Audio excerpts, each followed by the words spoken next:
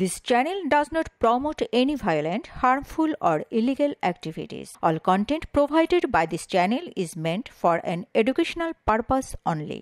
নির্বাচন কমিশন জানিয়েছে নৌকা নির্বাচনের প্রতীক তালিকায় থাকছে। এ বিষয়ে প্রশ্ন তুলেছেন অন্তর্বর্তী সরকারের স্থানীয় সরকার, পল্লী উন্নয়ন ও সমবায় মন্ত্রণালয়ের উপদেষ্টা আসিফ মাহমুদ সজীব ভুইয়া। মঙ্গলবার সামাজিক যোগাযোগ মাধ্যম ফেসবুকে এক স্ট্যাটাসে এ প্রশ্ন তুলেন তিনি।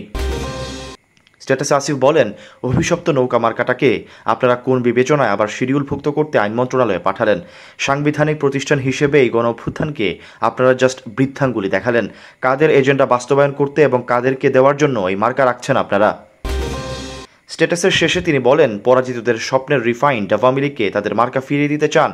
বাংলাদেশের একজন নাগরিক হিসেবে নির্বাচন কমিশনের প্রতি প্রশ্ন রইল। প্রসঙ্গত, জুলাই অভ্যুত্থানের শরিক বিভিন্ন পক্ষের দাবিতে সরকার আওয়ামী লীগের সব ধরনের কার্যক্রমে নিষেধাজ্ঞা জারির পর দলটির নিবন্ধন স্থগিত করে নির্বাচন কমিশন। নিবন্ধন প্রত্যাশী নতুন রাজনৈতিক দল জাতীয় নাগরিক পার্টি এনসিপি বাংলাদেশ আওয়ামী লীগের নৌকা প্রতীক সংরক্ষণে না রাখার দাবি করেন। যতক্ষণ আওয়ামী লীগের বিষয়ে সরকারের অন্য কোনো সিদ্ধান্ত বা আদালতের কোনো নির্দেশনা না আসবে, ততক্ষণ পর্যন্ত নৌকা প্রতীক তালিকায় রাখা যাবে না বলে দাবি করেছে এনসিপি। পাশাপাশি নিবন্ধন পেলে দলটির জন্য প্রতীক বরাদ্দের তালিকায় শাপলাযুক্ত করার আবেদন করেছে তারা। তার প্রতিক্রিয়ায় নির্বাচন কমিশনার আব্দুর রহমান এল মাসুদ জানিয়েছেন, নিবন্ধন স্থগিত থাকলেও নৌকা প্রতীক তালিকায় বহাল থাকছে। তিনি বলেছেন, দল বিলোপ ঘোষণা করলেও প্রতীক সংরক্ষণে রাখা হয়। প্রতীকের মালিক নির্বাচন কমিশন, প্রতীক কখনো নিষিদ্ধ হয় না। নির্বাচন কমিশনার আব্দুর রহমান এল মাসুদ আরও বলেন, নৌকা প্রতীক তো একটা পার্টির জন্য বরাদ্দ দেওয়া হয়েছে, প্রতীক তো নির্বাচন কমিশনের।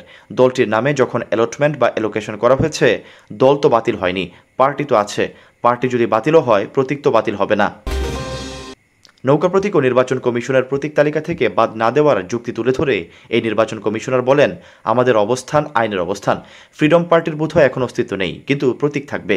প্রতীকের মালিক নির্বাচন কমিশন। আমরা অ্যালট করি, দলটির নামে অ্যালট হয়ে গেলে তা ব্যবহার করবে।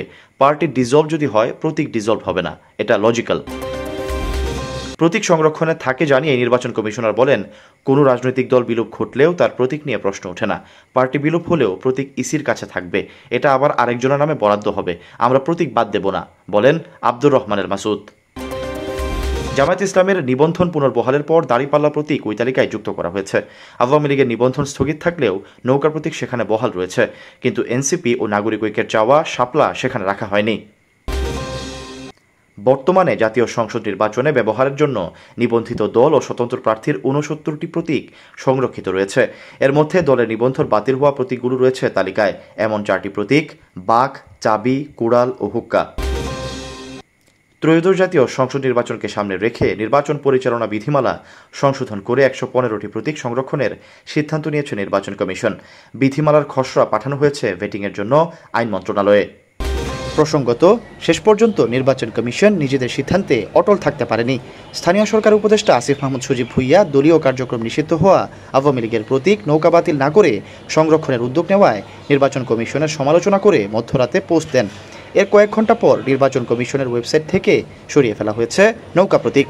এখন আওয়ামী লীগের নামের পাশে নৌকা প্রতীক দেখা যাচ্ছে না। ইসি সচিবালয়ের সিস্টেম ম্যানেজার মোহাম্মদ রফিকুল হক জানান, ঊর্ধ্বতন কর্তৃপক্ষের নির্দেশে নৌকা প্রতীকটি সরিয়ে ফেলা হয়েছে। Syed Sakib, BNA news 24।